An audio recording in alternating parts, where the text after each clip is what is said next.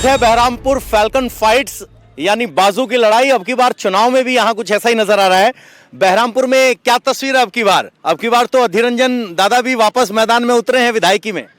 देखिए, अधीर दा तो बहुत दिनों से है, उनका ही ये जगह है, लेकिन अभी फाइटिंग होगा क्योंकि तृणमूल का जो कैंडिडेट है वो भी बहुत बढ़िया वाला काम करता है इधर।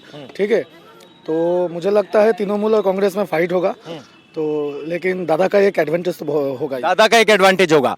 बीजेपी कहाँ पाते हैं आप? पिछली बार बीजेपी यहाँ जीती थी। देखिए, बीजेपी तो जीती थी, लेकिन बीजेपी का सही तरीके से कोई यहाँ पे जो फैसिलिटी है वो नहीं मिला हम लोगों को। ठीक है, तो अभी तो लगता है कि कांग्रेस और ये में ही फाइट होगा, तृणमूल कांग्रेस और तृणमूल में फाइट होगा।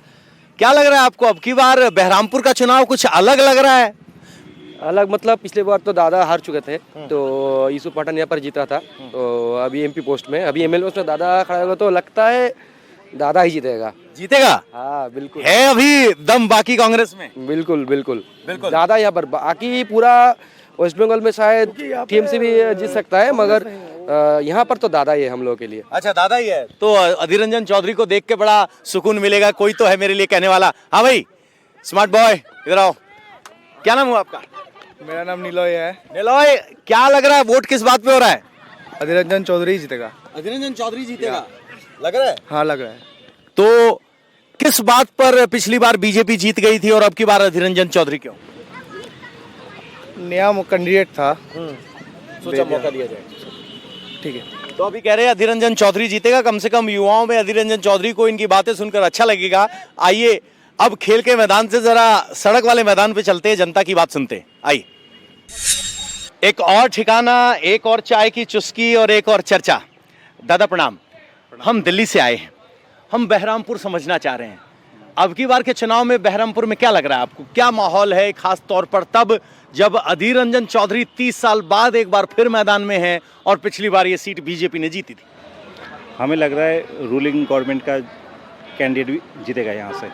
रूलिंग गवर्नमेंट का जीतेगा। ऐसा क्यों लग रहा है? पिछली बार बीजेपी किन हालात में जीती थी? लास्ट बार थोड़ा सिचुएशन अलग था, क्योंकि यहाँ पे एक कम्युनल सिचुएशन खड़ा हुआ था यहाँ पे, इसीलिए जो वोट रेशो था वो डिवाइड हो गया था। अच्छा, पोलराइजेशन हो गया था, कम्युनल इशू था। कम्युनल इशू था। क्या आप हुमायूं कबीर के उस बयान की बात कर रहे हो जिसमें कह रहे थे कि नदी में बहा देंगे? हाँ हाँ वही। लेकिन अब की बार हुमायूं कबीर भी हैं, वो भी अब की बार पार्टी और बाबरी मस्जिद सब लेके आए हैं। नहीं, इस बार जो लग रहा है अभी रूलिंग पार्टी से ही आएगा यहाँ पे। अच्छा, तो अब की बार वो पोलराइजेशन नहीं है? नहीं, अगर पोलराइजेशन नहीं है तो फिर तो कांग्रेस का भी चांस होना चाहिए। अधीर रंजन चौधरी तो कहते ही ये हैं कि पोलराइजेशन हो गया तो हार गया, वरना सेकुलर वोट हमें जिताते। क्योंकि रूलिंग गवर्नमेंट यहाँ पे बहुत काम किया है। जो ज़्यादातर यहाँ पर जो आबादी है वो तो मतलब इकोनॉमिकली बैकग्राउंड थोड़ा गरीबी है। हाँ। इसीलिए लगता है कि जो है ज़्यादातर जो यहाँ का स्कीम है गवर्नमेंट का, रूलिंग गवर्नमेंट का, जैसे लक्ष्मी भंडार या फिर स्वास्थ्य साथी प्रकल्प, इसका इफेक्ट पड़ेगा। अच्छा, इसका इफेक्ट पड़ेगा।